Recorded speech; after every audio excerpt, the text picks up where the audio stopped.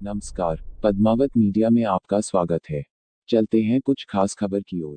महाराष्ट्र में corona virus के हालात बेकाबू हो रहे हैं। कोरोना के बढ़ते मामलों को देखते हुए राज्य सरकार ने वीकेंड पर लॉकडाउन ऐलान कर दिया है। इसी बीच मुंबई के अलग अलग हिस्सों में प्रदर्शन हो रहा है। व्यापारी कोरोना को रोकने के लिए लगाए गए रिस्ट्रिक्शन के खिलाफ है। मुंबई के विभिन्न हिस्सों में प्रदर्शन करने वाले व्यापारियों का कहना है कि कोरोना की रोकथाम के लिए सरकार द्वारा जो निर्देश दिए गए हैं, उसमें छोटे कारोबारियों का ध्यान नहीं रखा गया है। श्री व्यापारी एकता परिषद गणेश नगर के साथ भारतीय जनता पार्टी के कार्यकर्ताओं ने भी व्यापारियों के साथ मिलकर कांदिवली में मोर्चा निकाला और इसे सरकार का तानाशाही कदम बताया। श्री व्यापारी एकता परिषद गणेश नगर के अध्यक्ष श्रवण सिंह राजपुरोहित ने महाराष्ट्र के मुख्यमंत्री उद्धव ठाकरे सहित उच्च अधिकारियों को पत्र भी भेजा है। साथ ही महाराष्ट्र के पूर्व मुख्यमंत्री देवेंद्र फडणवीस को भी पत्र भेजा है। पत्र में सरकार की वजह से व्यापारियों को हो रही दिक्कतों के बारे में बताया।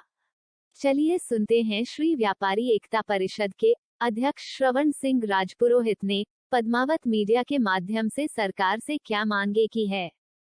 मैं सबसे पहले पद्मावत मीडिया का बहुत बहुत धन्यवाद देता हूं कि आप निस्वार्थ होकर लोगों की बात सरकार तक पहुंचाते हैं, क्योंकि आपका अभिवादन करना बहुत ज़रूरी है।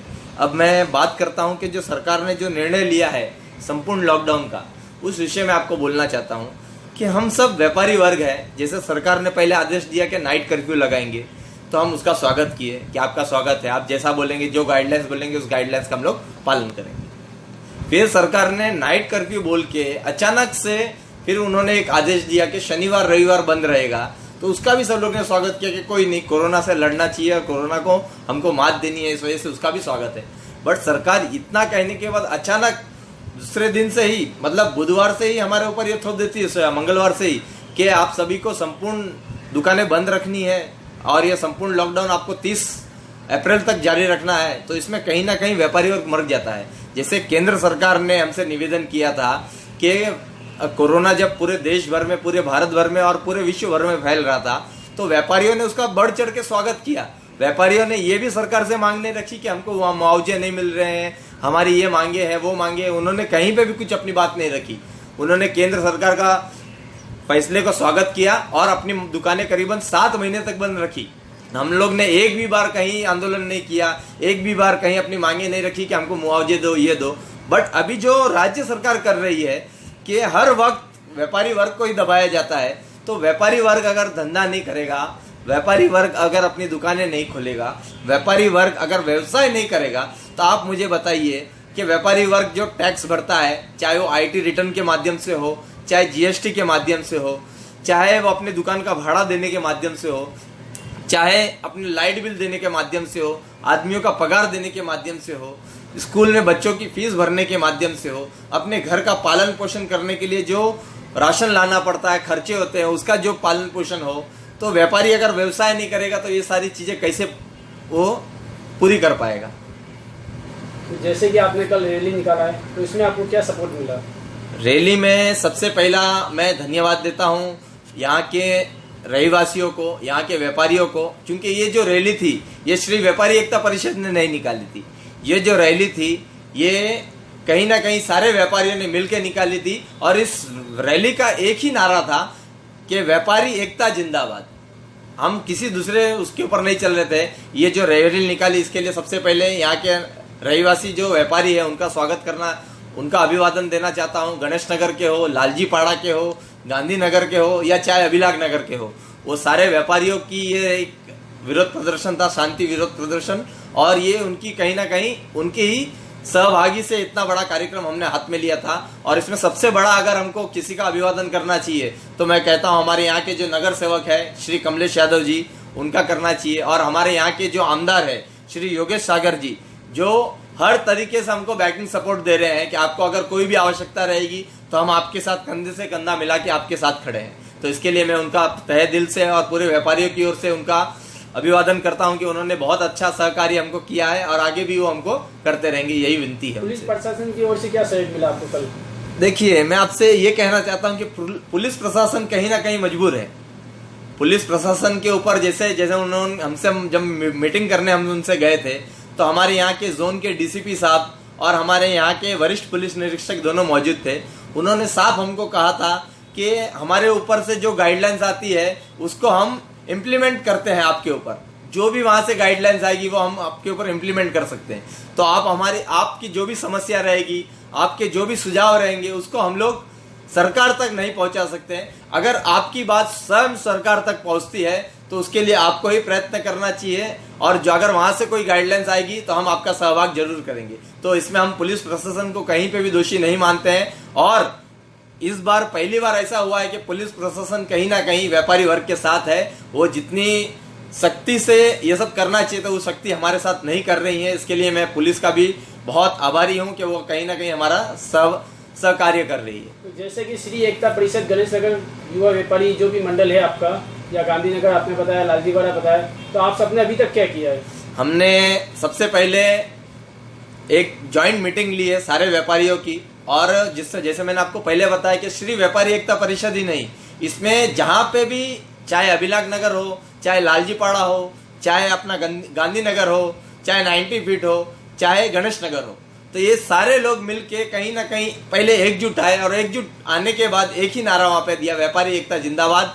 हमने पहले दिन से शॉपें बंद की है, और अपनी मांग मंगवाने के लिए हम पहले पुलिस प्रशासन के पास गए कि साहब अगर हम लोग दुकान नहीं खोलेंगे तो हमारा ये चलेगा नहीं। हमने पुलिस प्रशासन से ये विनती की है कि जैसे आपने नाइट कर्फ्यू का किया था, तो हम उसमें और बढ़ चढ़ के आपको बोलते हैं कि सुबह 7 बजे से लेके दोपहर को 12 बजे तक जो भाजी वाले हैं, जो फल वाले हैं, जो रोड पे जो ठेला लगाते हैं, आप उनको वो समय दे दीजिए ताकि वो लोग अपना पालन पोषण उससे कर सके। और 12 बजे से लेके 8 बजे तक आप सभी व्यापारियों को दुकान खोलने की अनुमति दे। सारे दुकानदार सोशल डिस्टेंसिंग का पालन करेंगे, सारे दुकानदार मास्क प्रॉपर लगा के उसका करेंगे, सारे दुकानदार सैनिटाइज का उपयोग करेंगे, और अपने दुकान में कहीं भी 3 ग्राहक से ज्यादा वो अपने दुकान में नहीं बिठाएंगे। अगर 8:01 होता है और बीएमसी वाले या पुलिस प्रशासन किसी भी दुकान को खुली देखते हैं तो आप उस पर जितना फाइन आपको मारना है आप मान सकते हैं। कोई भी ना एसोसिएशन आपके बीच में आएगा और ना ही कोई बाजू का दुकानदार भी आपको बोलने आएगा। तो ये छोटी सी विनती हमने सरकार से की है।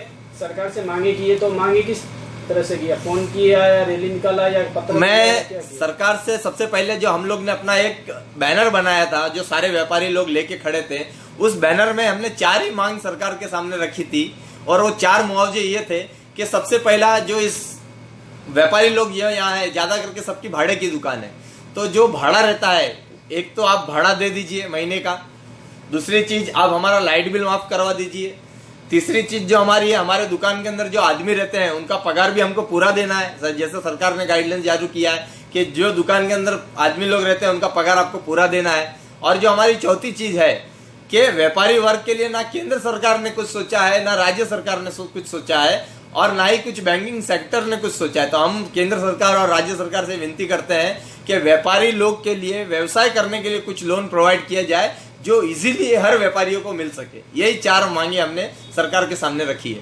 ये 4 मांगे अगर सरकार हमारी मान लेती है तो सरकार चाहेगी तो हम 6 महीना अपनी दुकान बंद रखेंगे, सरकार चाहेगी तो 1 साल हम लोग अपनी दुकान बंद रखेंगे। तो जैसा कि आप बता रहे हो कि पत्र भी भेजा गया है, तो बिल्कुल से लेटर आपने भेजा है और किस को भेजा है बता देखिए, हम आपको लेटर के माध्यम से बताना चाहते हैं कि सबसे पहला हम लोग ने अपना लेटर दिया है पुलिस प्रशासन को। जिस नगर में हम रहते हैं, जिस एरिया में हम रहते हैं, वहाँ की जो पुलिस स्टेशन है उसको हमने एक पत्रक दिया है, कांदिवली पुलिस स्टेशन को। उसके बाद हम लोग ने पत्रक दिया है यहाँ की बीएमसी को, महानगर पालिका जो रहती है उसको हम लोग ने एक पत्रक दिया है। उसके बाद हमारे यहाँ के जो आमदार साहब है श्री योगेश सागर जी, उनको दिया है। फिर यहाँ के हमारे खासदार साहब श्री गोपाल शेट्टी जी, उनको हम लोग ने एक पत्रक दिया है। फिर यहाँ के हमारे जो नगर सेवक है श्री कमलेश यादव जी, उनको हम लोग ने एक लेटर दिया है। और हम लोग ने यहाँ के जो कलेक्टर है, कलेक्टर ऑफ बोरिवली, उसको हम लोग ने पत्र भेजा है। एक पत्र हम लोग ने श्री राज ठाकरे जी को भेजा है। एक पत्रक हम लोग ने श्री महाराष्ट्र के मुख्यमंत्री श्री उद्धव साहब ठाकरे जी को भेजा है।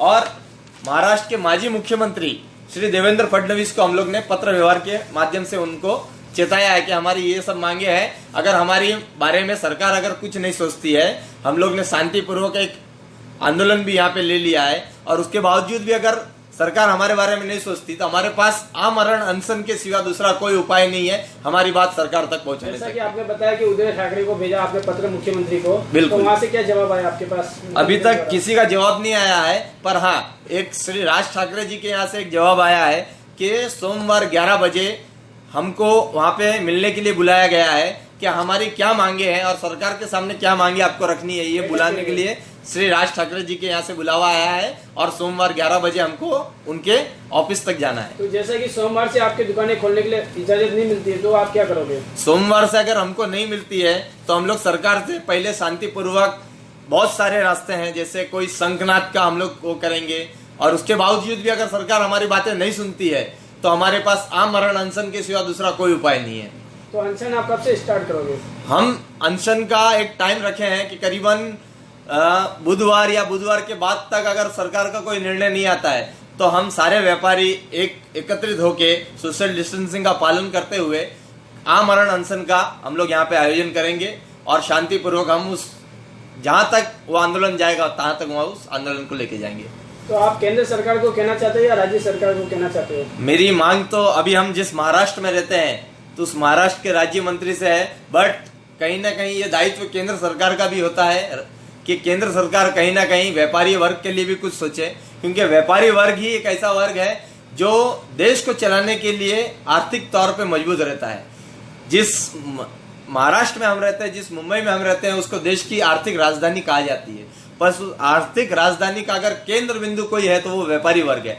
अगर व्यापारी वर्ग अपना व्यवसाय नहीं करेगा, अपना व्यापार नहीं चलाएगा तो कहीं ना कहीं देश की आर्थिक राजधानी भी डगमगा जाएगी और जब आर्थिक राजधानी डगमगा जाएगी तो जो देश है वो भी कहीं ना कहीं डगमगाया हुआ हमको दिखेगा। सर, आप व्यापारी परिषद में कौन से पद पे हो और क्या कार्य कर रहे हो? मैं आपके चैनल के माध्यम से बताना चाहता हूं कि मेरा नाम श्रवण सिंह राजपुरोहित है और मैं श्री व्यापारी एकता परिषद गणेश नगर कांदिवली वेस्ट का व्यापारी एसोसिएशन का अध्यक्ष हूँ।